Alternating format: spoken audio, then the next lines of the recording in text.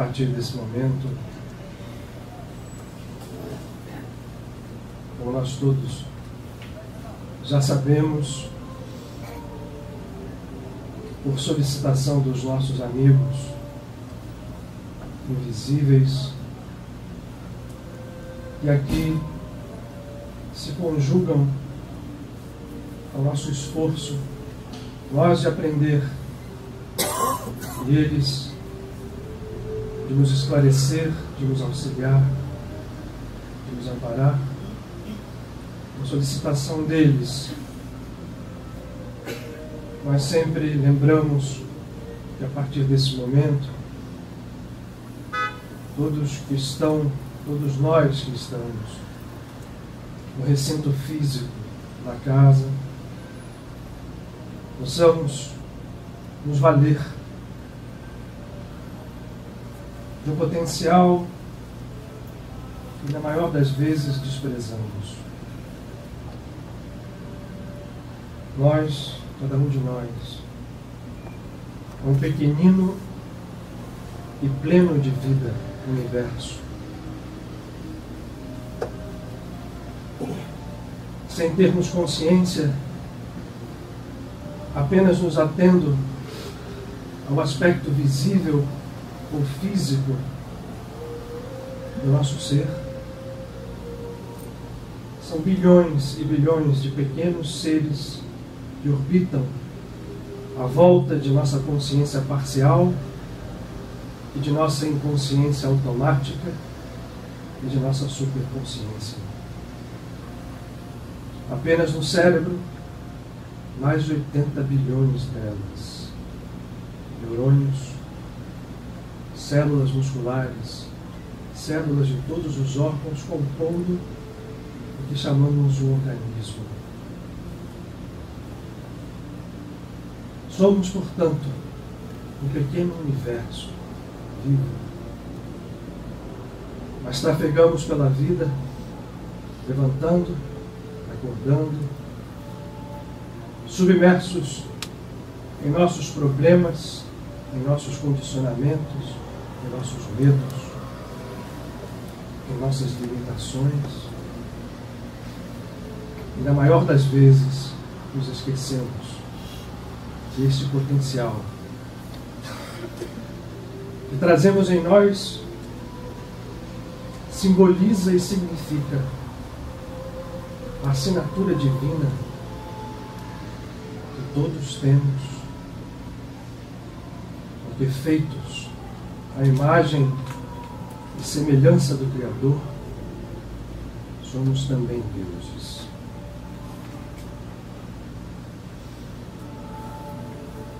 Se estamos aqui, e ainda que não nos vejamos, conjugando forças com os amigos invisíveis,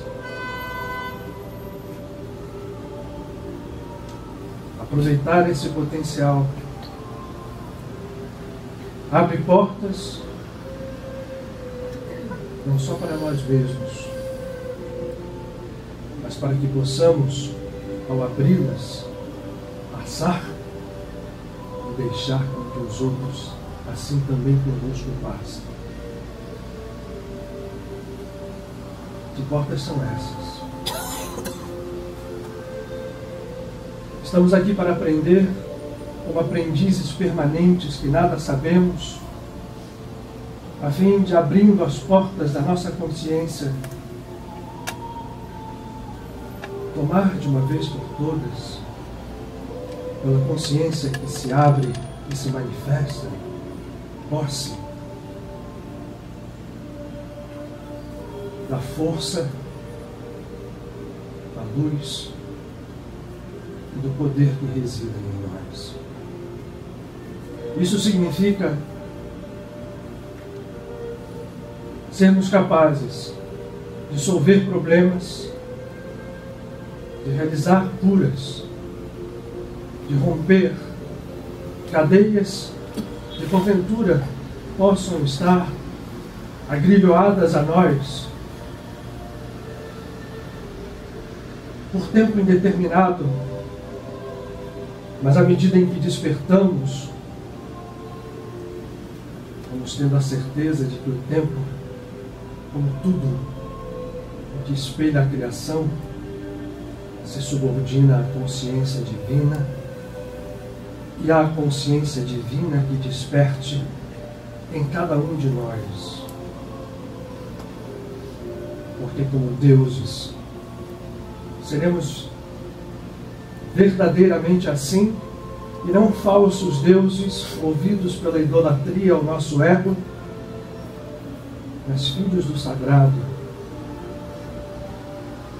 que permitem porque a estrutura do nosso ego, separada pelo movimento original que chamamos pecado, se reintegre e se engrandeça ao infinito no seio e na luz de nosso Criador, nosso Pai e nossa Mãe. Se nos reunimos aqui por alguns momentos que se contam em minutos ou poucas horas, nunca temos a ideia do que possa representar um punhado de tempo às mãos de um filho ou de uma filha de Deus que quer fazer com ele aquilo que uma reação atômica faz com um único átomo. Fazer com que as forças divinas, despertas enfim, realizem o seu trabalho.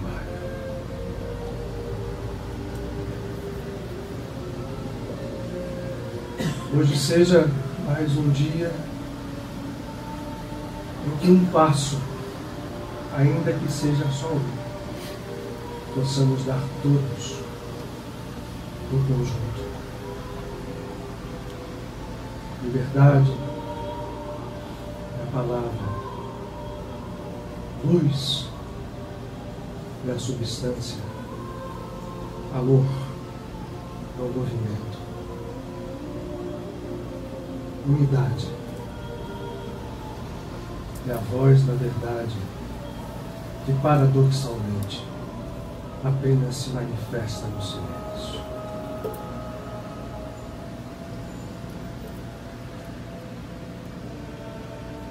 Que nós possamos estar em conjunto hoje, então, mais uma vez, caminhando. Amém.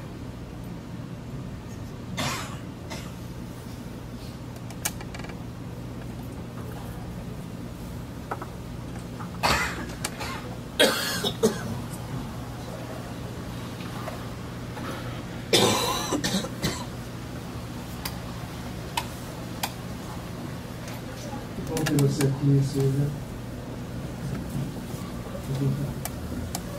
Muito bom. Boa noite para todos, sejam bem-vindos à Casa de Padre Pio, especialmente os que estão conosco pela primeira vez, aqueles a quem não vemos há tanto tempo.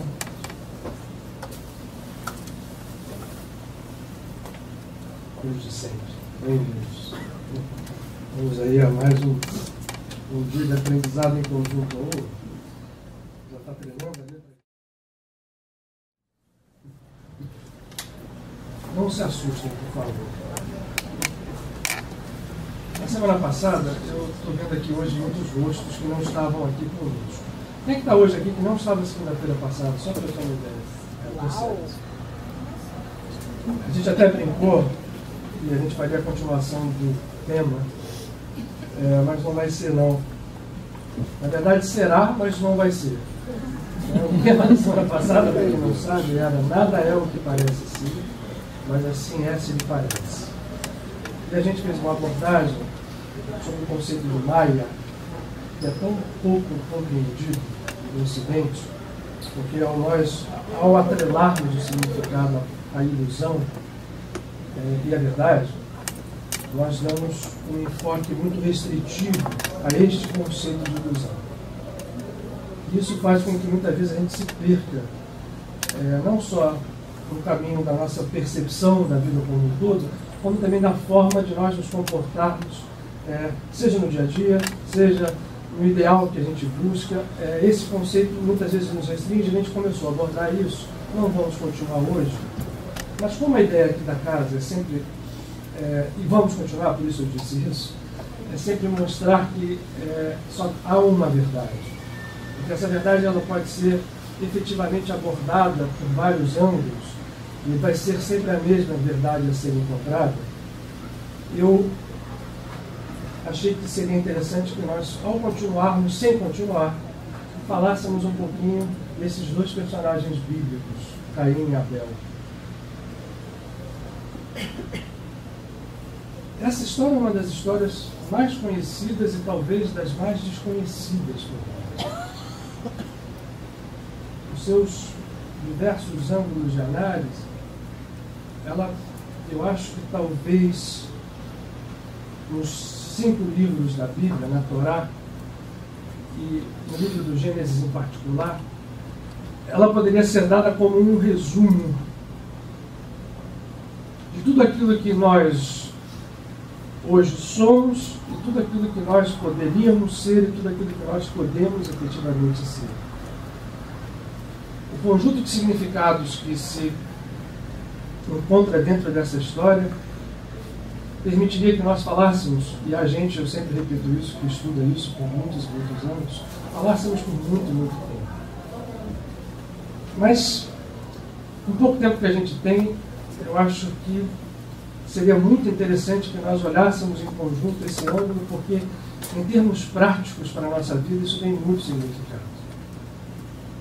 Eu, sinceramente, acho isso e queria compartilhar com vocês hoje. Todo mundo no catecismo, quem é cristão, ou mesmo quem tem raiz judaica, também nós todos sabemos quem são esses dois personagens, filhos de Adão e Eva. Mas a Torá, esse livro que está posto na Bíblia, tanto a judaica quanto a cristã, os 5 livros primeiros de Moisés, que foram entregues ao povo de Israel no deserto do Sinai, e a história está posta aqui, é um livro misterioso, misteriosíssimo. O grande rabino Israel Baal Shem Tov, o mestre do pronome, costumava dizer aos seus discípulos que se a Torá fosse apenas uma história, ela seria uma história bonita, mas certamente há histórias muito mais belas do que ela. Se a Torá fosse uma lição ética, ela seria inclusive questionável em certos momentos, porque, no ponto de vista estritamente ético, existem histórias mais éticas do que ela. Um belo exemplo disso, só para que a gente saiba, é a história dos 2 gêmeos, Esaú e Jacó, em que a mãe, Rivka, ou Rebeca, neste olhar, faz uma trapaça, fazendo o irmão mais novo passar pelo mais velho. Então, nos nossos conceitos éticos, dizia Israel Baal Shem Tov, a Torá não é uma história, a Torá não é um conjunto de moral. A Torá que nós vemos não é a Torá. O que nós vemos é a vestimenta da Torá. A história, seja a história histórica ou a história simbólica, são vestimentas. E nos importa tirarmos, porque a beleza da Torá está na sua substância. Um outro mestre falou isso, outros tantos repetiram, mas um deles a gente conhece muito e conhece fora do âmbito do judaísmo. Apesar de nós, aqui na casa, sempre batermos muito e frisarmos na nossa ideia de sempre abraçarmos a verdade como algo que não pertence a ninguém, nem a religião nenhuma, nem ninguém é superior a outro, e essa pessoa jamais se disse superior a ninguém. Um outro mestre disse isso, que foi Jesus Cristo, Yoshua Bar Yosef, filho de José. Ele diz, quando perguntado se ele tinha vindo para refutar a Torá, ele disse: eu não vim, ao contrário, eu vim apenas confirmar tudo aquilo que está na Torá. E ai daquele que mexer num ponto ou numa letra. Essa é uma afirmação que parece circunstancial, Mas como todas as coisas em livros desta natureza, em livros que têm uma raiz profunda na espiritualidade, seja ele um livro cristão, um livro muçulmano, um livro judeu, um livro védico, nós temos que sempre olhar, como Israel Bosentov diz e como diz Jesus, por detrás das roupas, por detrás das vestimentas, pela substância, e a substância vai ao seu nível mais substancial. E no caso aqui, vai ao nível das letras. A gente sempre comenta também aqui que a Torá é posta, mesmo nos seus rolos, onde ela é estudada, nas sinagogas, e Jesus, quando vivo, estudava assim, ela é posta numa sequência de linhas e colunas, cuidadosamente trabalhadas, com espaços em branco, com posicionamentos, porque é um condensador de energia. E esse condensador de energia passa pelas estruturas substanciais das letras. Ora, esse é um conceito que não se restringe só à Torá. Também a gente repete. Se eu fizer uma análise dos livros védicos com o alfabeto sânscrito, que não tem 22, tem 54 letras, também ali há condensadores energéticos importantes. Mesmo nos nossos idiomas ocidentais, isso é verdade. Mas nossa cultura ocidental foi forjada nos livros que estão aqui. Esta é uma Bíblia cristã, então aqui se agrega o chamado Novo Testamento. Mas todos os livros que compõem a tradição judaica estão nela. Dentre eles, a Torá, os 5 primeiros livros, que são o fundamento onde tudo está, nos seus símbolos, nos níveis mais profundos, posicionado. Vocês devem lembrar que nos anos 90, na verdade, no final dos anos 90 e depois do início do século XXI, ficou na moda aquilo que se chamava o Código da Bíblia. Vocês lembram disso? De um matemático israelense que conseguiu fazer um estudo com interpolações numéricas e perceber que na Bíblia, com intervalos equidistantes, você encontrava nomes, fatos que iam acontecendo, então tudo está ali previsto. Ora, isso foi muito combatido, eu acho que nós perdemos o mais importante dessa história toda, porque alguns cientistas começaram a dizer, o que eu quiser eu encontro. Se eu quiser achar uma possibilidade assim, eu faço assim, acho. Ora, talvez eles não soubessem que eles estavam apenas assinalando que realmente, como é o nosso universo. O nosso universo é uma soma de infinitas possibilidades.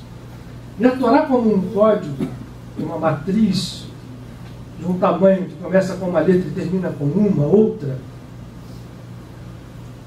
ela se posiciona de forma que você possa encontrar realmente ali infinitas possibilidades. Porque o futuro não está, de forma nenhuma, previsto como nós o imaginamos. Um futuro linear, que tudo vai acontecer como numa linha. O futuro, ele pode acontecer como infinitas possibilidades, que simultaneamente estão em potencial de acontecer, e podem acontecer ou não, dependendo de como nós vamos agir. Nesse exato momento, se eu escolho fazer um movimento para a direita ou para a esquerda, isso hoje desce, inclusive, ao conceito da mecânica quântica, eu mudo o conjunto de possibilidades do meu futuro. Um pequeno movimento, ou um pensamento, ou uma ação, uma atitude. E no momento que eu vou fazendo isto, as infinitas possibilidades se rearranjam e a chance de acontecer isto ou aquilo cresce ou diminui. Este é o futuro previsto. O futuro quântico, onde infinitos estados podem se manifestar simultaneamente ou não. Depende daquilo que eu for construindo. Olha, a Torá é assim. Quando alguém encontra um código, ele vai encontrar o código que ele quiser achar. Porque assim é a nossa vida. E isso está codificado aqui nas histórias que fazem parte da Torá, nas vestimentas, uma delas é a de Caim e Abel. O que acontece nessa história? Quem foi que já leu a passagem do livro do Gênesis, Caim e Abel, do alto a baixo, o capítulo onde ela se encontra inteira? Começou lá e leu que eles foram filhos, Adão e Eva foram expulsos do paraíso, tiveram filhos. Alguém? Ou a gente só sabe a história? Você já leu, Gilberto? É uma história interessante e que nos fala muita coisa. Vamos começar com os pais. E vamos começar com algo importante a dizer sobre isso. Esses códigos, como são códigos que se reproduzem em escala, eles podem ser entendidos em escala. Para quem tem uma cultura espírita, vocês já devem ter lido livros, tanto o Emmanuel, pelo Chico, quanto o Edgar Armand, que fala de um conceito, e esse conceito também é compartilhado pela teosofia, do exílio de um planeta do sistema da estrela Capella. Para quem tem uma cultura espírita, isso não é uma novidade. Se conta por tradições de culturas mais antigas, e a espiritualidade reafirma isso por diversos canais, que o planeta Terra, num determinado momento no passado, 20 mil ou 30 mil anos antes da Era Comum, recebeu uma série de entidades que foram retiradas de um planeta que orbitava na esfera da estrela Capella e foram trazidas aqui para a Terra porque aquele planeta passava de nível. Ele subia de nível e muitas entidades que estavam ali já não se coadunavam com a harmonia vibratória que o planeta estava alcançando, foram retiradas e trazidas para a Terra. Se conceituou sobre este evento o que se chama das raças adâmicas. E se faz, dentro da história de Adão e Eva, mitologicamente ou simbolicamente, uma analogia ou uma significação em relação a esse evento cósmico. Ou seja, as raças adâmicas seriam aquelas que teriam chegado ao planeta, que estava evoluindo, e ao encarnarem traziam consigo as suas características. E nisso estava posicionado, portanto, a expulsão do paraíso. A memória atávica desses seres que vinham de um planeta muito mais evoluído e que encarnavam numa terra extremamente ainda selvagem, tinham as memórias do paraíso perdido e a sua expulsão, e tendo que trabalhar aqui. Isso constituía então uma memória simbólica, um arquétipo local, restrito, e que o planeta Terra, portanto, tinha expresso isso nos livros que, entre eles, a nossa Bíblia. Em outras culturas também existem esses conceitos. Ora, então, a história de Adão e Eva, o símbolo que está em Adão e Eva, seria explicado por essa expulsão do paraíso de uma multidão de espíritos que teria vindo habitar o planeta Terra. Verdade? Verdade. Isso houve. E como diz o Israel Baal Shem Tov, é uma das roupas, uma das formas que nós olhamos as Escrituras. Só que não existe uma, duas ou três formas de analisar. As roupas são muitas, as vestimentas são muitas. E elas são efetivamente escalares. Ou seja, se reproduzem em escalas cada vez mais profundas, obedecendo ao mesmo padrão. Mas se esse evento foi verdade, não significa que ele é a única explicação. Há outras explicações mais profundas. Adão e Eva podem ser as raças adâmicas que vieram de outro planeta para cá. Mas Adão e Eva podem simbolizar coisas muito anteriores. E se nós vamos aprofundando nessa escala, nós vamos chegar ao que nós conversamos semana passada. Ao momento inicial da criação. Na semana passada nós olhamos pela ótica hindu, nos valendo do auxílio do nosso grande mestre Sri Yukteswar e do seu livro, onde ele mostra com clareza como surge Maya e a força da criação, a partir de uma manifestação criadora de um aspecto da divindade. Hoje nós vamos olhar pela ótica da Torá, ou da Bíblia. E ali está claro um processo criador que se desdobra em dois compassos. Primeiro, no primeiro capítulo do Gênesis, onde está descrita a saga dos 7 dias da criação, e no 5º dia, Deus cria o homem, a sua imagem e semelhança, macho e fêmea. E aí já começam os primeiros movimentos de entendimento de que aqui não está uma história comum, aqui está uma história composta de níveis de significado. Por quê? Porque no capítulo seguinte, no 2º capítulo, Primeiro, Deus muda de nome, que é uma das formas que a mística judaica faz ao encarar esta força incognoscível que criou o cosmos e que nele se manifesta. Os nomes são utilizados exatamente para tal, para que nós possamos perceber que esta unidade que é Deus se manifesta tendo vários nomes, de forma a criar vários níveis da sua própria compreensão, da forma que nós o compreendemos. O primeiro nome da Torá são os Elohim, palavra plural, que já nos, deuses, que criam até o sétimo dia. Quando começa o segundo capítulo, nos nossos livros traduzidos, vocês vão olhar que o nome Deus é acrescido de uma palavra Senhor Deus. Em hebraico, o nome muda de Elohim para Adonai. E nas línguas ocidentais entra Senhor Deus, para poder diferenciar isso. Essa mudança faz toda a diferença. O Senhor Deus vai ser aquele que vai fazer surgir no paraíso os seres que nós conhecemos como Adão e Eva.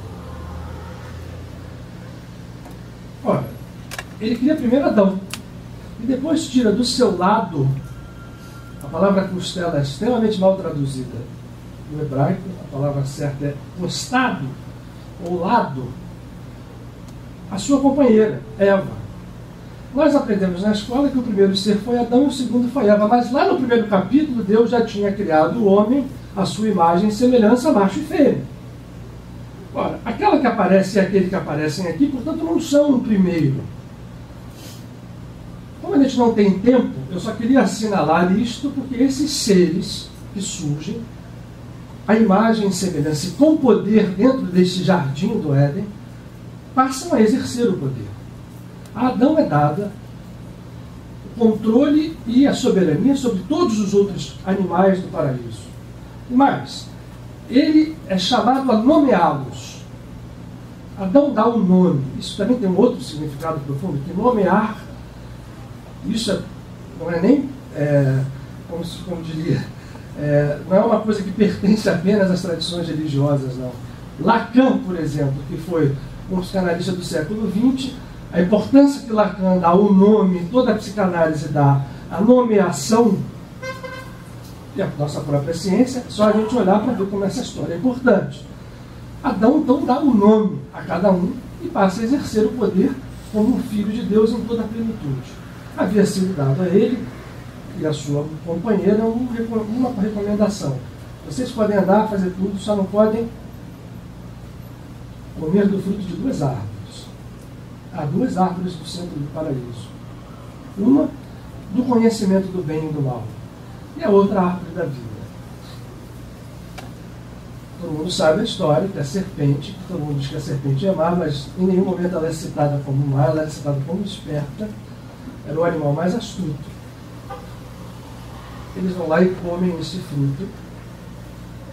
E ao comer esse fruto, eles conheceriam o bem e o mal. Nós temos batido sempre na tecla, não somos nós apenas, que o pecado original, portanto,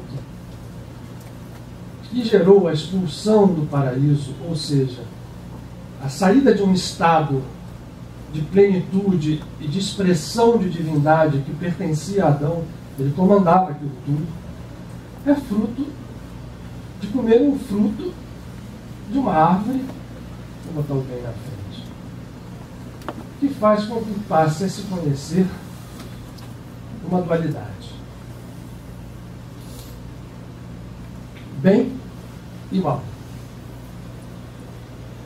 Se a gente olha assim e fala assim, mas então que pecado que eles cometeram?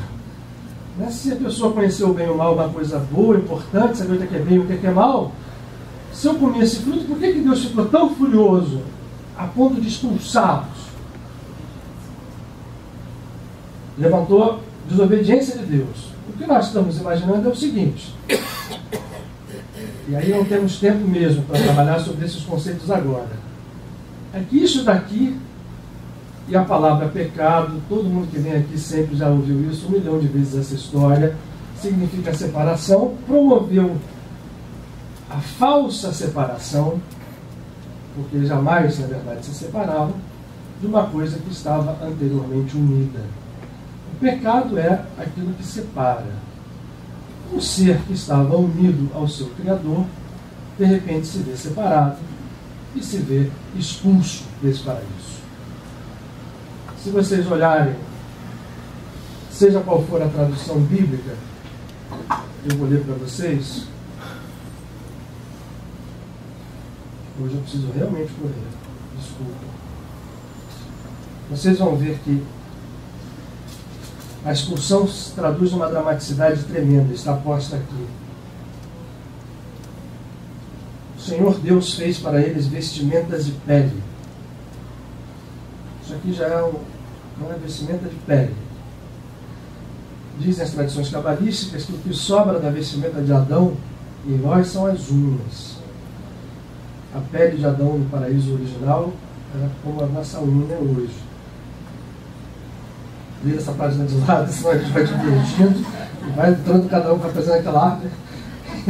E aí, na expulsão, está assim a dramaticidade: ouviste a voz e comeste o fruto da árvore que eu havia te proibido comer. Maldita seja a terra por tua causa. Tirarás dela, com trabalhos penosos, o teu sustento, todos os dias da tua vida. Ela te produzirá espinhos e abrolhos. E tu comerás a erva da terra. Comerás o teu pão com o suor do teu rosto, até que voltes à terra, de que fostes tirado. Porque és pó, e em pó te hás de tornar.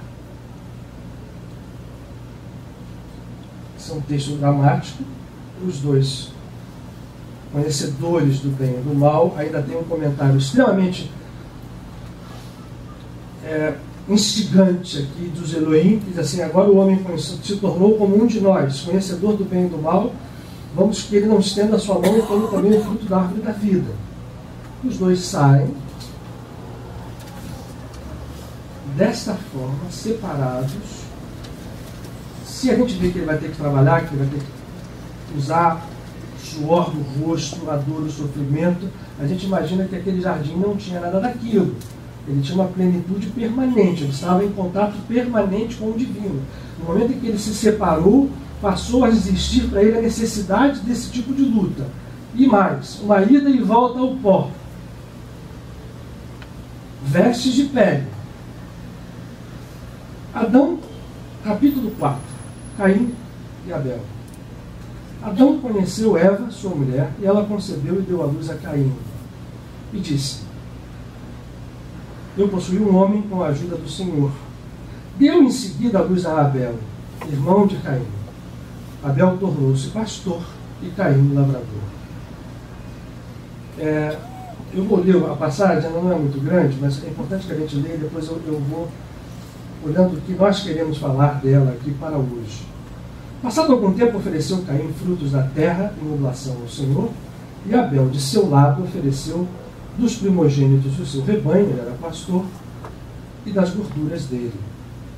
O Senhor olhou com agrado para Abel e para a sua oblação, mas não olhou para Caim, nem para os seus dons.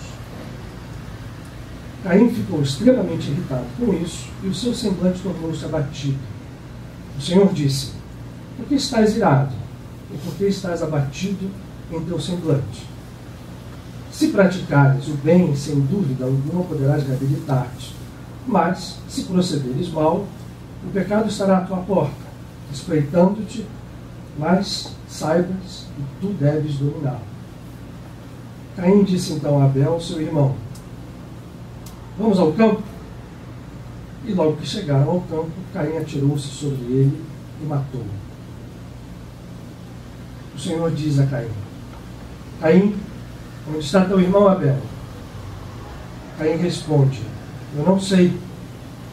Sou eu, porventura, o guarda do meu irmão? E o Senhor disse: o que fizeste? Eis que a voz do sangue do teu irmão clama por mim desde a terra. E de hora em diante serás maldito e expulso da terra, que abriu a sua boca para beber da tua mão o sangue do teu irmão. Quando a cultivares, o mais das vezes ela negará o seu fruto, e tu serás peregrino e errante. sobre toda a terra. Caim disse ao Senhor em desespero: mas esse castigo é muito grande, é grande demais para que eu possa suportar. Eis que me expulsais agora deste lugar, e eu que devo ocultar-me longe da vossa face, tornando-me um peregrino errante, e o primeiro que me encontrar me matará. O Senhor então respondeu-lhe: não. Aquele que matar Caim será punido 7 vezes. O Senhor pôs em Caim um sinal, para que se alguém o encontrasse, não o matasse. Caim retirou-se da presença do Senhor e foi habitar na região de Nod, a oriente do Éden. Caim conheceu sua mulher. Aqui vale um parêntese, uma coisa muito engraçada do Chico. Vocês já viram o programa Pinga Fogo? Eu lembro que existia um programa que ele foi entrevistado. E ele recebe a pergunta de um pastor evangélico, que interpretam literalmente, ao contrário do que Israel Balshantov dizia. Isso aqui não é para ser interpretado literalmente. Eu estou lendo uma história para vocês aqui. Se vocês vão interpretar literalmente, esse Deus eu não quero. Né? Um Deus que olha, quer um e não quer o outro. Se a gente interpreta literalmente, a gente se confunde. O pastor fala assim: mas por que você não acredita em Adão e Eva, se Adão e Eva é realmente o livro, literalmente falando? E o Chico fala assim: mas vem cá, meu irmão, não pode ser, porque veja só, quando Caim saiu, foi expulso, ele conheceu a sua mulher. Se eles dois eram os únicos filhos de Adão e Eva, o primeiro homem e a primeira mulher, de onde que essa mulher apareceu? Então a gente vai começando a ver que as histórias estão propositalmente postas. Não tem ninguém aqui querendo que a gente entenda isto literalmente. Em hebraico faz mais sentido, porque em português a gente está construindo a palavra, né, e as frases, a sintaxe do idioma é diferente. Em hebraico, isso pode ser matricialmente posto. E é o que a gente vai falar agora, daqui a pouquinho, espero. Mas Caim conheceu a sua mulher, e ela lhe deu à luz a Enoque, e construiu uma cidade, a qual pôs o nome de seu filho, Enoque. Enoque gerou Irad, Irad gerou Maviael, Maviael gerou Matusael, Matusael gerou Lameque. Lameque tomou 2 mulheres, uma chamada Ada e a outra Selá. Ada deu à luz a Iabel, que foi o pai daqueles que moram em tendas entre os rebanhos. O nome do seu irmão era Yubal, que foi o pai de todos aqueles que tocam cítara e instrumentos de sopro. Sua mulher Selá deu ao seu lado luz a Tubal-Caim, que era o pai de todos que trabalham com cobre e ferro. Ora, Lameque disse às suas mulheres: ouvi a minha voz, mulheres de Lameque, escutai as minhas palavras.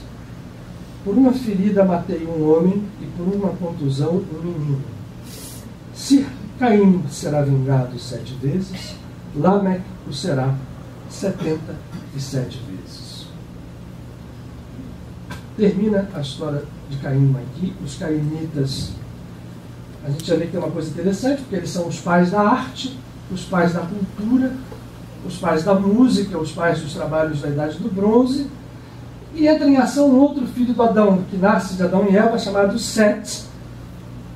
E Sete vai gerar uma outra corrente, eu não vou ler aqui, para a gente não perder tempo, que vai redundar também num Lameque, que virá a ser pai de uma personagem conhecida por nós, Noé. Lameque também teve um antecessor chamado Enoque, e esse Enoque é o mesmo, são uma e só figura, que é retirado do mundo como Elias e que anda junto de Deus. E a história de Caim termina aqui e Abel está morto. Que símbolo tem nessa história tão confusa? O que está sendo dito por detrás dessas vestimentas confusas que a gente deu? Um Deus ciumento, que diz que eu não quero, eu entendi o que você quer, a outra eu não quero, gostei da oferta de um, não gostei da do outro. Vamos lembrar que esse Deus que está sendo citado aqui é Adonai. Isso é importante. E vamos lembrar que se Adão e Eva separados já tinham sido conhecedores do bem e do mal, e tiveram filhos, esses dois filhos vão representar os nossos conceitos de bem e mal. E aí a pergunta que vai: esses conceitos são conceitos perfeitos? Caim era um lavrador. Ele cultivava a terra e ofereceu a Deus os frutos da terra que ele cultivou. Por toda... Abel era um pastor. Tinha um rebanho, entregava o primogênito, as primícias da gordura das ovelhas, e essas duas ofertas foram examinadas e Deus, conhecedor do bem e do mal, optou por uma, a de Abel.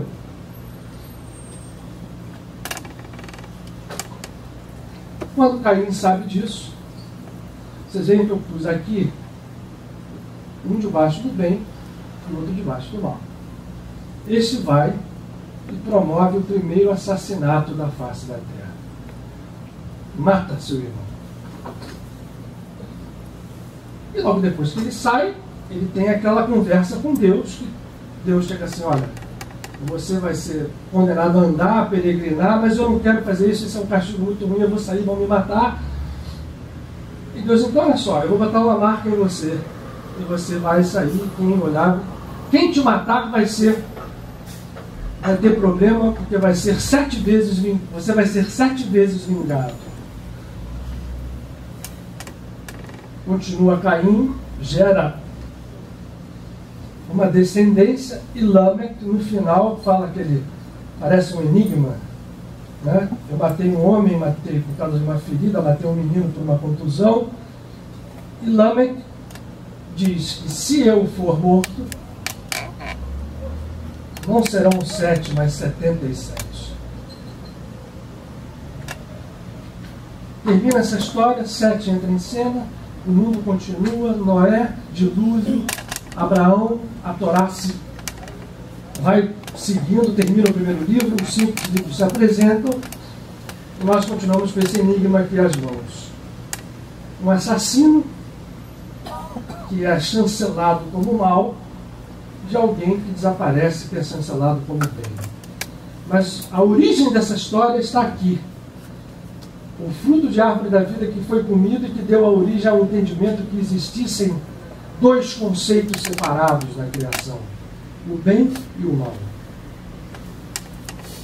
Portanto, é verdade que Abel é exaltado, né? Nós exaltamos Abel, e Caim, só para você ter ideia, vocês sabem o que essa marca de Caim já foi comparada? Tem gente, olha, é tanto absurdo que eu não quero nem falar aqui. A marca, então o que é essa marca? Bom, imaginem tudo que vocês quiserem. O Caim, coitado, recebeu aquela marca, porque esse cara é o mal, o sujeito precisa ser combatido, precisa ser destruído, precisa ser desfeito, e no entanto, ele segue a sua descendência e dá origem a alguém que cria a música, os tocadores de cítara, os tocadores de instrumentos de sopro, os trabalhadores com instrumentos de bronze. E no final das contas termina com Lameque dizendo que se o Caim seria vingado 7 vezes, ele seria 77 vezes.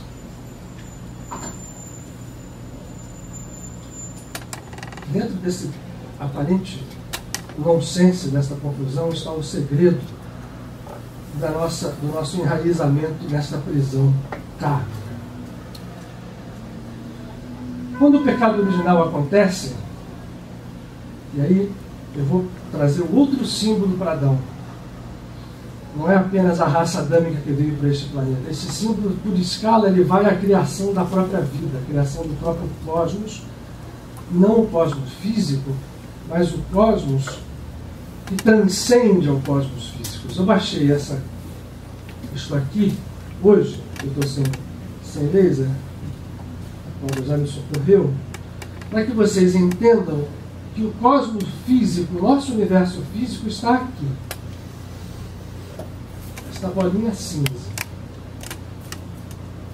Essas três expressões hebraicas que aqui estão significam o nada, o infinito e a luz infinita. Vejam que ela está fora do círculo, porque nos conceitos mais, vamos chamar, indefiníveis da tradição cabalística, essas três formas de se nomear Deus são as formas inomináveis. É Deus na criação negativa, ou seja, aqui você não consegue nem dizer o que é Deus, tanto que o primeiro movimento é o nada. E esse nada é mais do que qualquer tudo, porque o tudo começa aqui. Isso tudo é Maia, é a força da criação. E nós, quando rompemos a cadeia de harmonia de Maia e passamos a dar valor à criação mais do que a nossa natureza divina, nos hipnotizamos e nos iludimos com essa força, o nosso ego se atrela, nós caímos nesse abismo e ficamos presos aqui neste universo. E aqui se passa todo este drama, mas Adão e Eva, o Adão e Eva originais estão aqui. E esse processo vai se irradiando em escala por todos os universos, pelo universo físico, e no universo físico também é o nosso planeta, como em outros também. A queda é um processo, portanto, que não é propriedade exclusiva da Terra, também não é propriedade do nosso universo. A queda, como a gente chama de queda, é um processo de estrutura da própria criação, como um todo. Krishna dizia isso a Arjuna, quando ele fala das três gunas. Mesmo a guna Satya, que é aquela onde a gente percebe o bem, ela precisa ser transcendida, porque isso não pode ser separado. Bem e mal são conceitos que foram criados a partir desse nosso entendimento.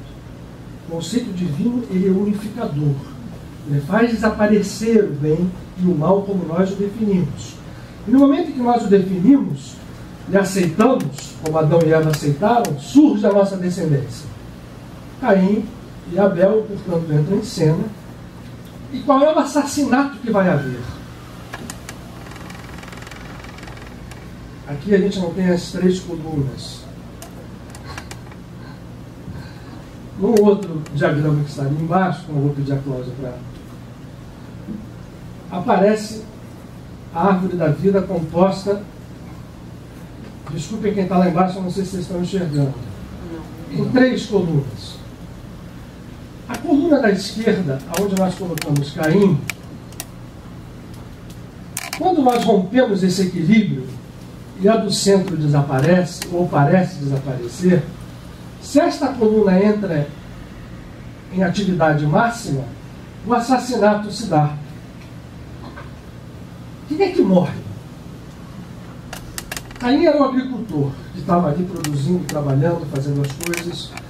Tão divino ele era que depois ele vai dar origem à arte, a coisas divinas. Então vejam bem, Caim não deixa de ser divino. Abel era o pastor. Caim era agricultor, Abel era o pastor. Ele criava as ovelhas. Ele pastoreava as ovelhas e sacrificava os primogênitos. Nós já explicamos aqui que o símbolo do cordeiro está vinculado completamente ao ego. O cordeiro é um animal, o seu nome, Agnus, vem do sânscrito Agni, fogo. O signo de Ares é o primeiro signo de fogo. E o cordeiro é um animal que tem o aspecto dual da doçura, mas ao mesmo tempo, quando o cordeiro encabeça com alguma coisa, é o animal mais teimoso que existe. Portanto, o cordeiro que se sacrifica são as estruturas do nosso ego, porque vejam bem, não tem bonzinho aqui. Caim e Abel estão separados. Nós acreditamos que o Abel seja bom, tem razão de pensar que Caim seja mal, mas no final das contas os dois só serão verdade se estiverem unidos. A parte de nós, que é Abel, que promove o sacrifício do cordeiro, que é o ego, é rapidamente assassinada pela outra. Na nossa visão dual, Abel em nós não sobrevive. E eu estou dizendo isso em relação a nós, não para uma vida, não nesta vida, não nessa encarnação. Esse processo vem acontecendo vida sobre vida.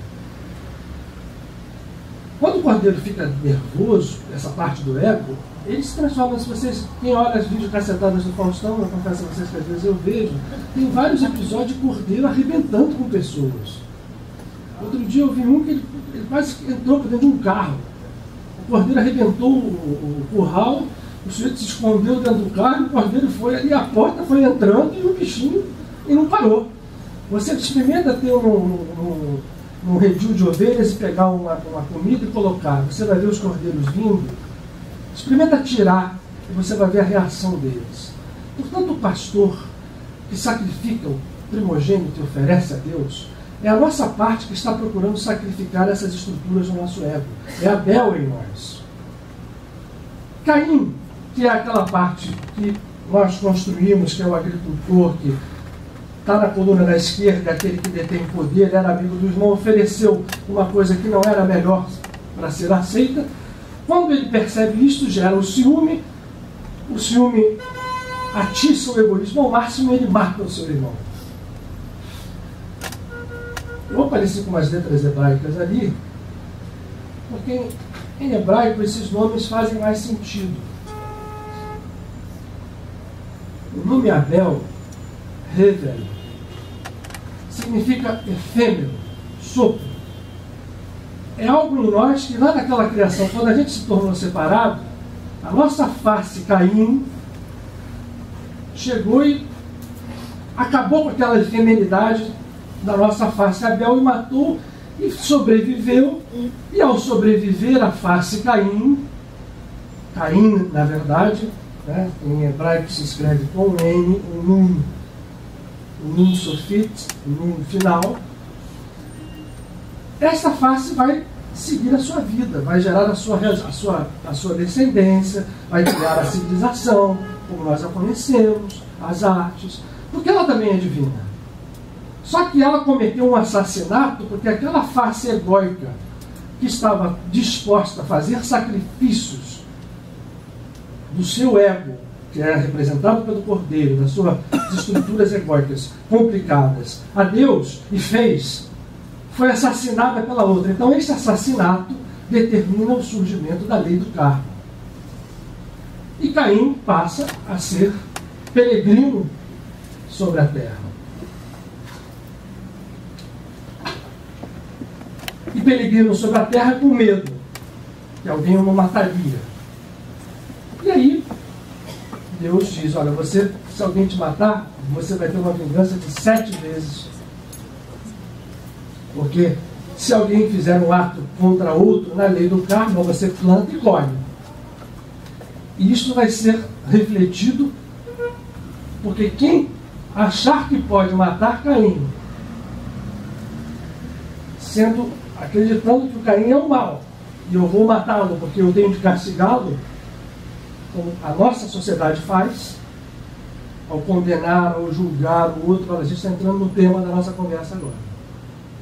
Essa sociedade vai receber a herança de Caim, que é: eu julgo, eu vou receber 7 vezes aquilo que eu julgo. Isso é um número simbólico, mas extremamente expressivo, para mostrar que quando nós matamos Abel dentro de nós, e essa efemeridade sai de cena e fica só a Caim, eu tenho que recuperar esta unidade em algum lugar. Enquanto eu não recupero, a lei que vai valer é a lei kármica. E ela vai se refletir na minha peregrinação pela história evolutiva minha, história evolutiva da raça, história evolutiva do planeta, história evolutiva do que seja. Nós estaremos, portanto, sob o grilhão da lei kármica. Isto é reforçado quando o seu descendente Lameque diz que se Caim foi vingado 7, este foi vingado 77. Muito bem. Vamos falar da marca? Cadê o Michael? O Zohar Ah, Valéria. Muito bem. O Zohar diz que esta marca era uma letra hebraica. Vamos ver qual é, se você acha logo? Passa, passa, passa, passa. Essa aí. O Zohar, que é um dos livros mais poderosos que a humanidade recebe, ele diz que Caim foi marcado na testa com a letra Vav. Essa letra é a 6ª letra do alfabeto.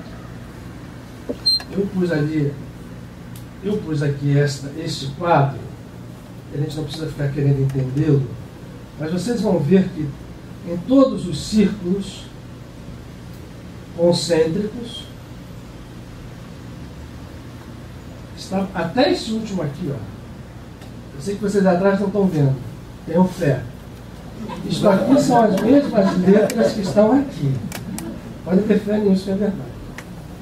Elas vão se reproduzindo, então, em escala, porque na percepção que é muito moderna da Kabbalah, as letras são instrumentos de energia criadora e através delas, na sua forma, na sua estrutura de energia, no seu processo de manifestação, se cria esta estrutura de Maya e, portanto, o universo, onde o nosso universo físico está aqui. Aqui esse quadro tem correspondências interessantes, que também a gente não tem que falar agora, em que mostra com clareza a imagem e semelhança e a projeção do macro e do microcosmos, do universo humano e do universo aparentemente exterior. Mas vocês vão ver essas letras e vão ver aqui na 6ª letra, que está aqui, que está aqui, que está aqui, que está aqui, a letra Vav, que é assemelhada ao nosso V. Como a forma tem sentido, existe a energia da forma nesse processo, vocês vão ver que esta letra, passa uma outra, Valéria, antes, anterior, essa. Guardem esta forma, que é o Yud, que é a 10ª letra, mas é tida como a letra de onde tudo provém, de onde a criação toda se irradia. Volta para o Vav. O Vav nada mais é do que uma perna jogada de um Yud posto para cima, e esta perna aumentou e se fixa no chão. O Vav, que está relacionado ao signo de Touro, está posta aqui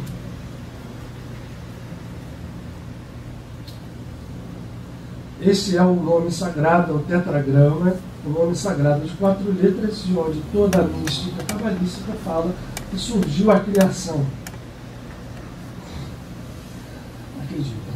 Vocês vejam que está aqui no meio uma letra Vav.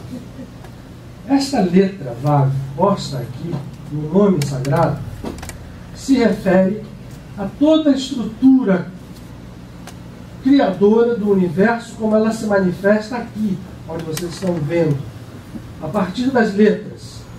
E ela significa a coluna vertebral do homem e as energias divinas que caminham por essa coluna vertebral. Vav significa, portanto, a coluna onde estão posicionados os chakras, por exemplo, e aonde circula esta energia. E é onde nós podemos usar, porque ela está baseada no chão e ela eleva o Yud. O Yud é aquela vírgulazinha, ela está suspensa, flutuando, irradiando a sua energia para baixo. Vav, ao contrário, é como se fosse um gancho que sai de baixo e joga a sua energia para cima. Hoje a gente sabe, como eu já falei aqui, que um raio, fenômeno dos raios, só acontece quando existe a conexão perfeita de dois polos. É preciso, para que um raio se manifeste ou caia, que saia um raio positivo do chão, e hoje a gente tem até foto disso, né? São pequenas espículas, e numa delas você cria o circuito, fecha, aquela história desce. O Vav é isto. Ora, por que Caim foi marcado com o Vav? Primeiro, foi marcado com o Vav para ser defendido dos seus semelhantes, porque mostrava que nele também estava presente algo da criação, do Criador, apesar de ter sido banido.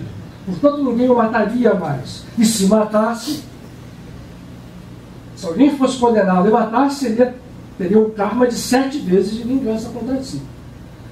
E mais, aquele Vav na sua testa levaria Caim a um caminho de refazimento de todo aquele processo de queda, de separação e de reestruturação evolutiva para uma ligação final. O nome sagrado está posto aqui, dividido em 4, mas ele é um. Esses 4 são um e devem ser um. Muito bem. Como é que se escreve Caim? Eu só não botei aqui o número de sofrência. Mas, vamos lá. Então a gente entendeu que as letras, mesmo que não está familiarizado, que as letras podem ser espelhos de energia, e são isto, se manifestam como. Passa, por favor. Mais. Cadê o Uf? Sumiu? É isso. O nome Caim se escreve com esta letra, a primeira letra. Vamos olhar a brincadeira novamente? As letras são compostas. Pode voltar para ela lá. Ela muda, vai mudando? Essa letra que está aqui, ela tem uma forma, portanto, em arco, porque ela é composta de uma outra letra que está ali no meio dessa história, que é o Kaf, que está aqui embaixo, de cabeça para baixo, virado ao contrário, porque ele é assim. Aberto e com algo que parece uma espada, que pode ser um Vav e pode ser um Zayin, a letra Z. Mas há uma peculiaridade aqui nesta letra, que nenhuma outra tem. Se nós traçarmos linhas e escrevermos em linha, vocês viram que o Vav está posto na linha, que o outro está flutuando. Esta letra daqui, ela joga uma ponta para baixo e afunda. O que isso significa segundo os mestres? Kuf é uma letra ambígua, no sentido de Caim. Ela traz dentro dela um potencial divino de tanta intensidade de luz, que isto pode se manifestar em alguns momentos, quando a gente vira para o lado eco, como treva. Porque esse mergulho, ele vai encontrar em camadas as nossas misérias, mas ele vai chegar, no fundo dele, é a luz divina que está dentro de nós. Portanto, Kuf, como está aqui, e a primeira letra de Caim, tem um potencial de salvação como nenhuma outra tem. Caim se escreve com um Kuf, com um Yud, passa, eu não pus o número, aquela virgulinha que flutua. Tem aquela letra, tem essa letra, tem uma terceira letra, o número que eu não fiz aqui, o marco que eu não pedi, ele está aqui, mas ele soma. Isso que eu queria mostrar para vocês. Essa letra aparece aqui, tá certo? Guarda. A gente já achou o Vav, não achou? Achamos essa. E Abel? Como é que se escreve Abel? Em hebraico, Hevel. Vai. Começa com esta. Quebra-cabeça já fechou, né? A gente tem as letras de Caim e Hevel postas no nome sagrado. Mas Hevel se escreve com o rei, passa.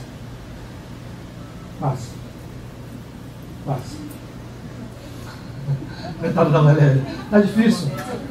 Vai para trás. Essa é a primeira letra. Essa aqui.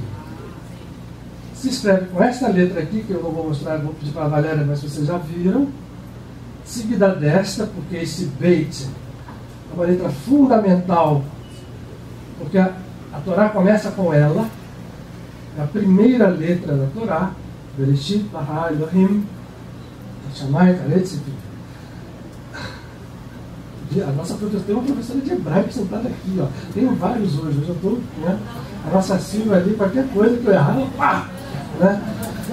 O Beit, Hevel, Rei, Beit. Volta. Deixa naquela ali. Essa. Se escreve com essas 3 letras. Eu vou pôr aqui, porque eu não compus os nomes. Eu pedi ao Michael para fazer, mas não. Então, olha só. Essa, aquela e essa aqui. Como os portugueses falam, que isso foi tirado dos judeus que viveram em Portugal, o B é igual ao V. Então, Rebel.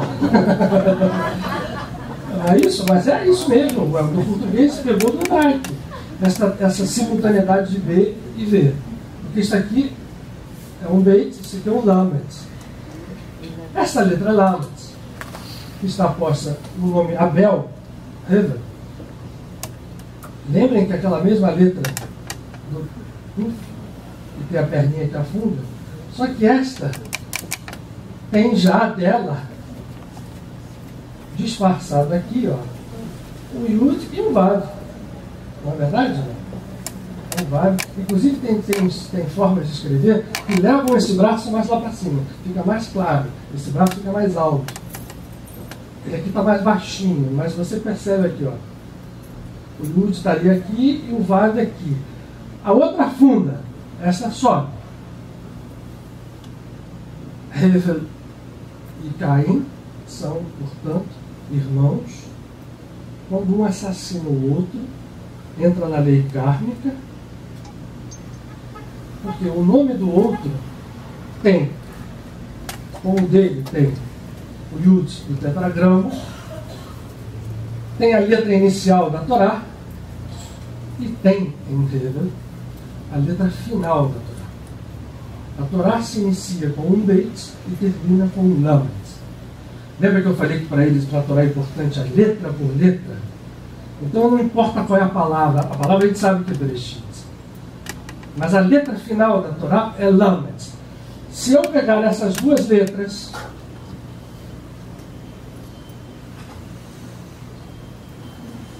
Beit e Lamed, e invertê-las,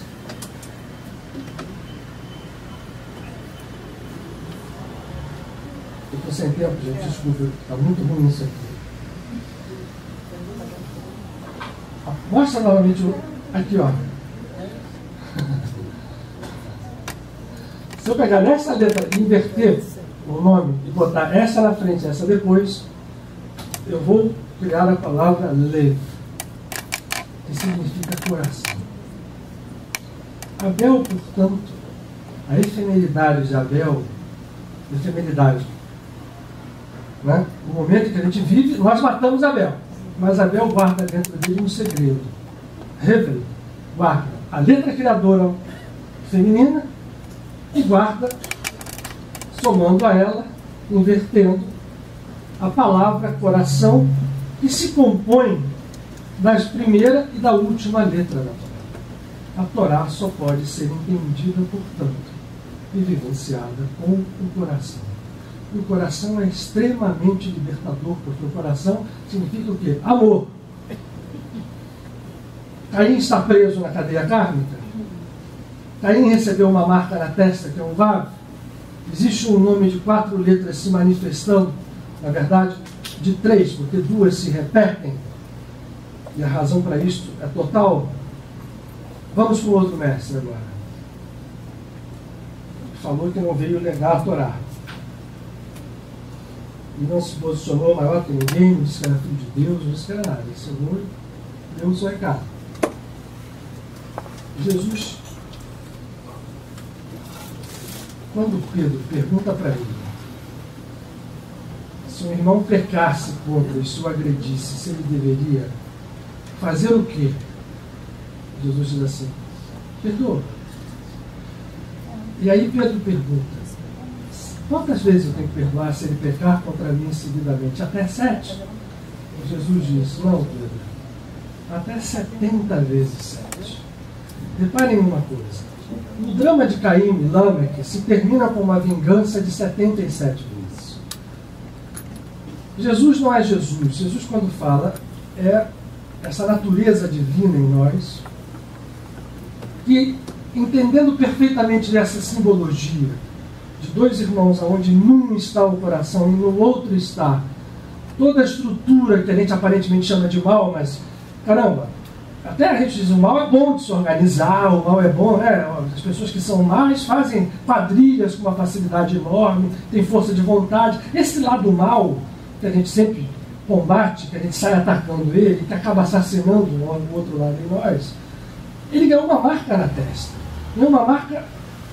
E esta marca aqui, esta letra tem um significado profundo. Volta para o quadro dos 72 nomes. Tem um nome dos 72. Este aqui, ó, vocês vão ver ele composto de dois vavos. Um rei no meio de dois vavos.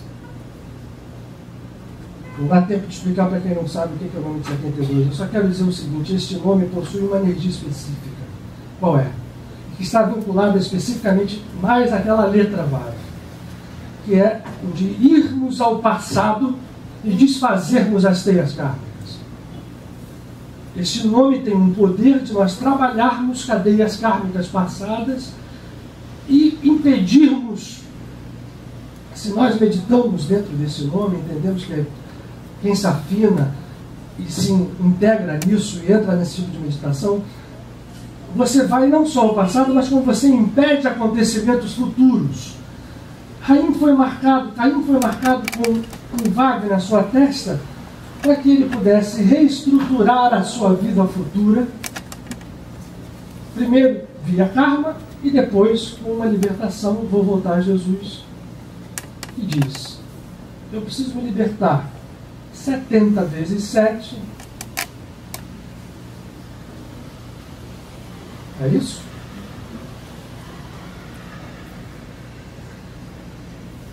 Esse número 49, que é o 7 vezes 7, ou 70 vezes 7, é um número também muito importante, porque ele significa o último passo, antes do número 50,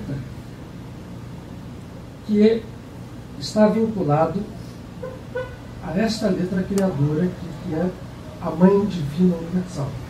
Quando eu chego ao número 50, eu me liberto.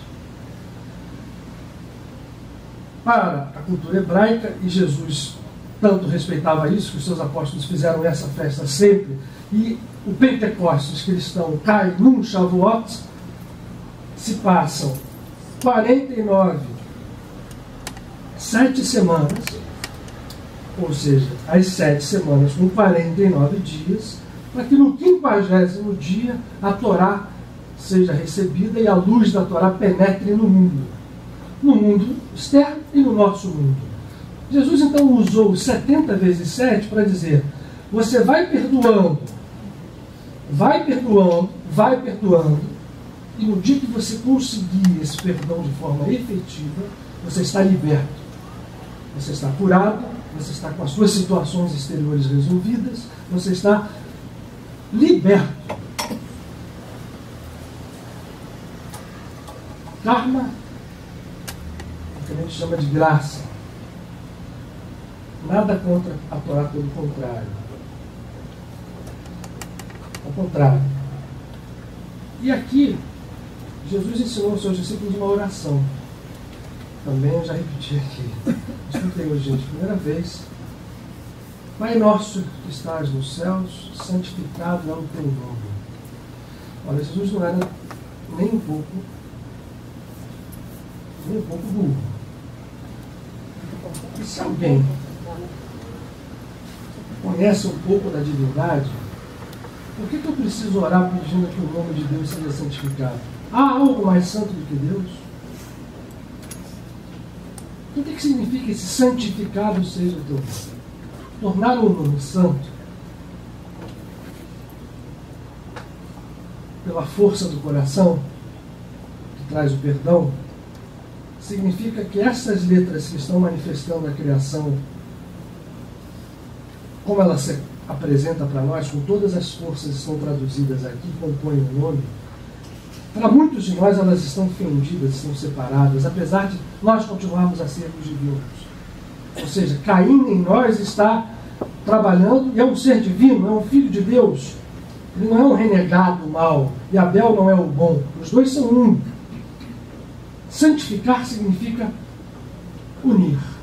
O que é santo é aquilo que é são, aquilo que é curado. O que é curado é aquilo que é uno, holos, em grego,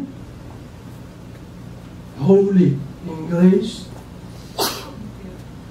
inteiro. Ora, quando Jesus diz, Pai nosso que estás nos céus, santificado seja o teu nome, o que seja? Ou é? Porque nós, ao olharmos um nome de 4 letras, temos que entender que esse nome é um, e precisa ser real para nós. E a única forma de ser real é nós nos curarmos. E a única forma de nós nos curarmos e curarmos o mundo é pelo coração. E a única forma de usar o coração em plenitude é nós aprendermos efetivamente a realizar esse perdão no nosso dia a dia. É difícil para burro. Você não julgar e você perdoar é muito difícil. Se a gente parar para examinar, façam um dia. Não façam movimento nenhum de tentar perdoar, não. Anotem. Se observem e anotem durante o dia as vezes que a gente, sem querer, porque é automático em nós isso, a gente critica, condena, né? Porque o julgamento nosso não é julgamento, é condenação sumária. Nenhum de nós julga como a gente entende a palavra julgamento. Não, peraí, deixa eu ver, aquele cara foi isso, foi aquilo. Não, é condenação mesmo. E nós estamos, ao fazer isso, entrando naquela história dos 7 vezes 7, dos 70 vezes, dos 77, menos mal, né? Se fosse 70, 700 vezes, era complicado. Mas nós estamos entrando nisso e esse processo é automático na gente. E a gente está gerando energia com isso o tempo inteiro, inconscientemente. A gente está alimentando o nosso Caim com essas energias. Já matamos o Abel está lá. E eu não consigo sair dessa história, porque eu entro num círculo vicioso. Isso se repete encarnação sobre encarnação. Condenação, julgamento, medo, né? Doença, ódio. O emaranhado se cria a partir daí.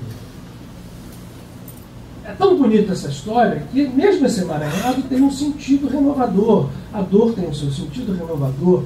O sofrimento acaba trazendo portas. Mas, quando Jesus falou que ele veio trazer uma boa notícia, eu acho que ele nunca falou uma verdade maior.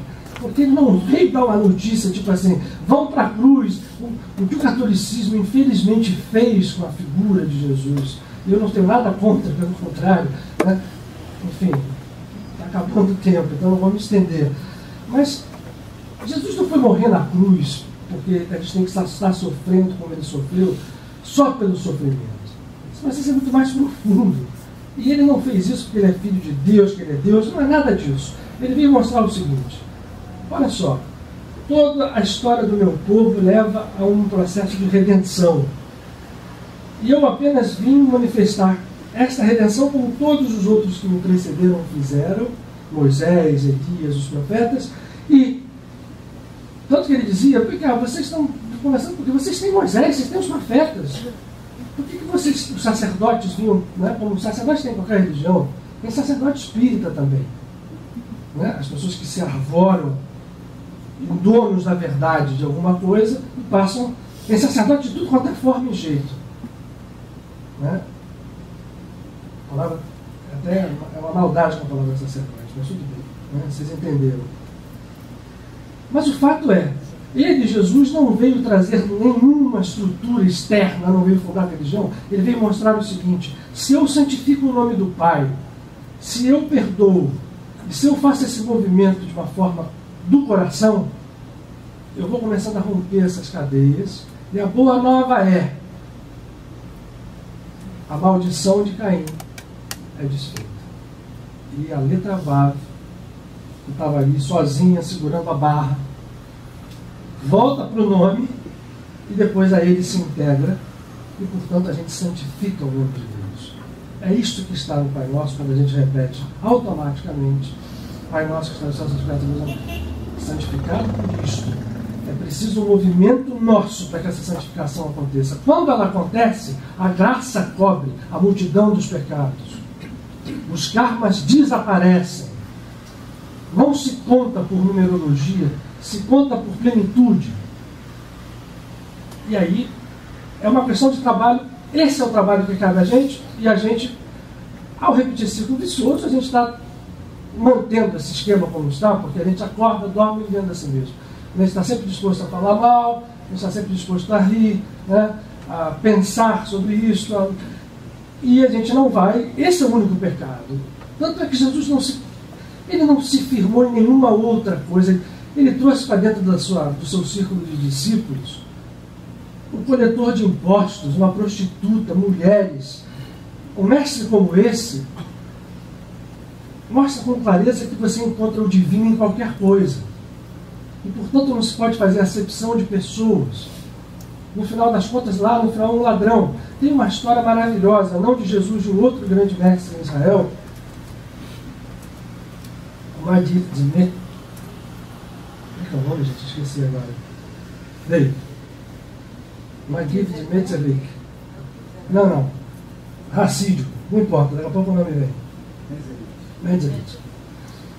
Ele, um dia, estava sentado na sua escola, na sua yeshiva, aí chega uma pessoa pedindo muita ajuda a ele, porque estava para casar filha, e aí não tinha dinheiro, estava pobre, não conseguia fazer nada, e como é que ele faz? E cai nos pés e pede, e ele fala assim, não, você está precisando de quanto? Não, eu preciso de tanto, porque eu não tenho dote, eu não tenho nada, eu te dou. E ele ficou com tanta pena, com tanta compaixão, que ele tirou o manto dele e deu ao pobre pessoa. Saiu beijando a mão, foi.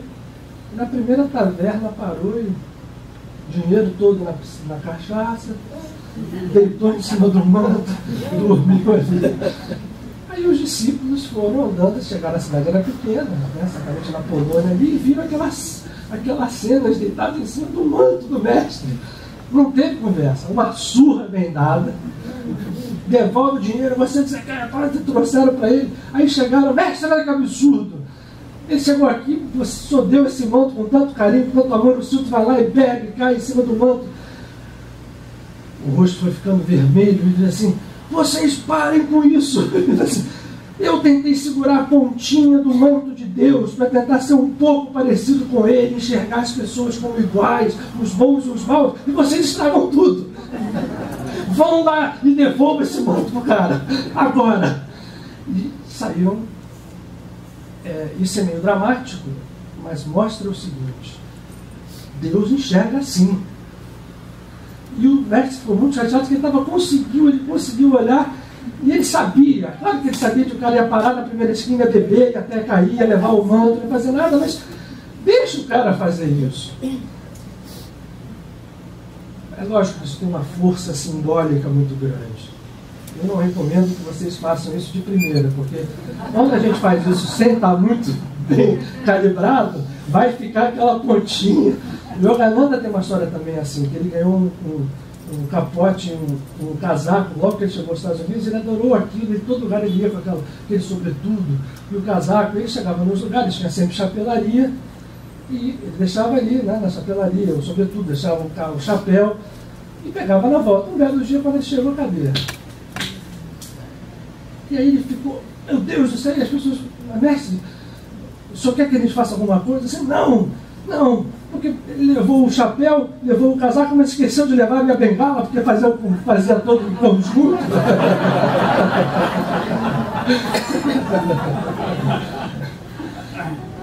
Então, nessa história que a gente vai olhando as coisas, os nossos apegos, as nossas... Não é difícil, não é fácil também, é apenas necessário que a gente faça esse tipo de movimento na vida. E experimentar fazendo as pequenas coisas depois ajuda a fazer nas grandes. O perdão é algo que vai tomando espaço dentro da gente. E na hora que a gente perdoa, a gente passa a ser curador de pessoas, de situações, nós mesmos, né? Os primeiros a serem beneficiados somos nós. E é isso. Acho que eu consegui travar. E sempre repetindo a velha história de que Eu peço desculpas aos amigos espirituais que a gente não consegue passar, mas o tempo físico é esse, né? E a incapacidade da gente é outra. Quero agradecer a uma pessoa aqui que eu tenho muito carinho, o Rony Lima, que é um escritor, enfim, um jornalista, se tornou um escritor e divulgador das mensagens da espiritualidade. Conheci o Rony no Frei Luiz em 90, 91, por aí, 93. E depois o trabalho do Rony é esse, hoje reconhecido e está traduzido para inglês. E é um trabalho seríssimo. É uma pessoa que eu tenho um carinho enorme. Quero agradecer por ele estar hoje aqui com a gente. A Célia, sua esposa, também muito querida. Eu fico muito feliz. Espero que essa coisa continue seguindo por muitos anos e você continue com esse divulgador sério que você é. O Rony era ateu, sabia? Né? Podia contar isso, não? Mas esses são os melhores, sabia? Assim, né? Que vem assim, chega.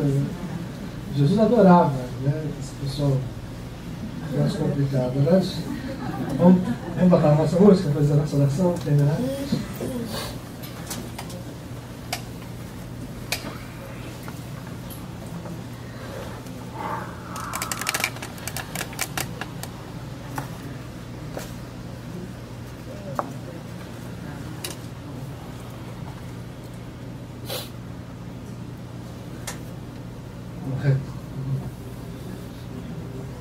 É verdade.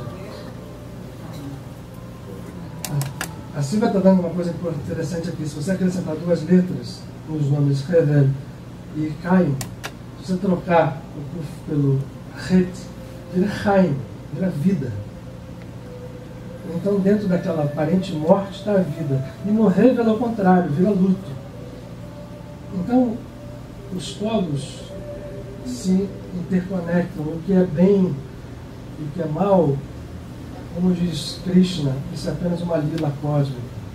No final, tudo tem que estar fechado no um, e nesse um que a gente tem que estar fixado. As nossas definições são todas elas incompletas.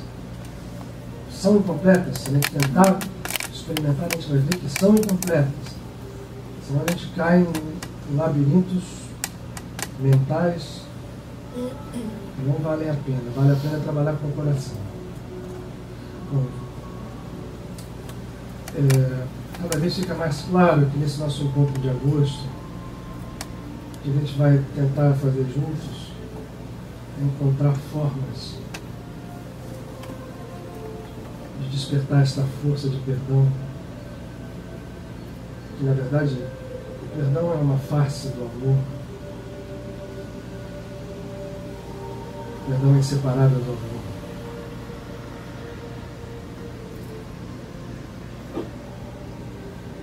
No nosso encontro em agosto, a ideia vai ser trabalhar esse perdão no mais profundo do nosso ser, porque esse é o segredo da cura que nós precisamos. Esse momento,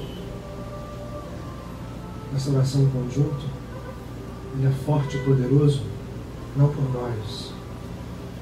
Ele é forte e poderoso porque eu tenho certeza que, de alguma forma, os amigos espirituais que aqui estão, ao longo dessa nossa conversa, conseguiram nos tocar em centros ocultos do nosso ser, onde memórias, onde estruturas e disparadas nos trazem angústia, dor. Tocaram profundo o nosso ser para que essas estruturas sejam transformadas. Na verdade, só há uma substância na vida que é a luz. O que os nossos amigos fazem ao nos curar, ao abrir as portas do nosso ser para que essa luz penetre, na verdade, é também para que essa luz se manifeste de dentro para fora. Porque quando ela chega e nos toma por completo, nós percebemos que ela sempre esteve ali. Então que nesse instante, cada um de nós possa receber esse toque. Se ainda não o recebemos, que seja esse momento, o momento desse toque, e onde seja necessário que a cura se dê, ela se manifeste. Nosso corpo, nosso ser mais profundo, em nossa vida, em qualquer situação que estejamos vivendo em que precisamos que essa cura se dê, em família, com nossos pais, nossos filhos, nossos irmãos e irmãs. Que esse momento seja de sementes e luz lançadas, e que elas vicejando nas situações em que vivemos e que precisamos curar, possam ser cuidadas pelo nosso amor, pelo nosso perdão, pela nossa oração a cada dia. Porque a lei é clara. Se há tempo de semear e há tempo de colher, é também verdade. O amor de Deus brilha como o sol sobre justos e injustos.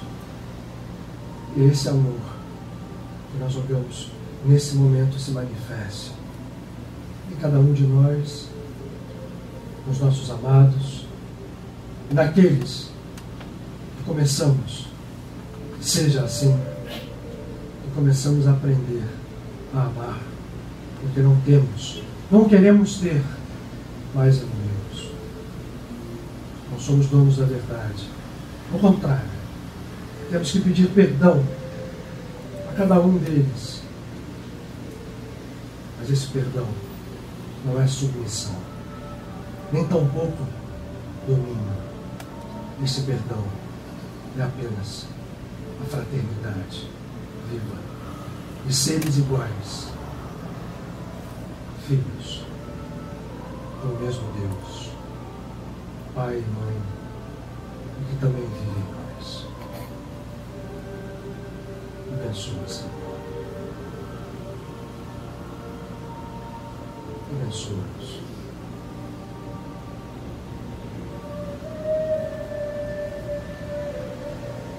Amém.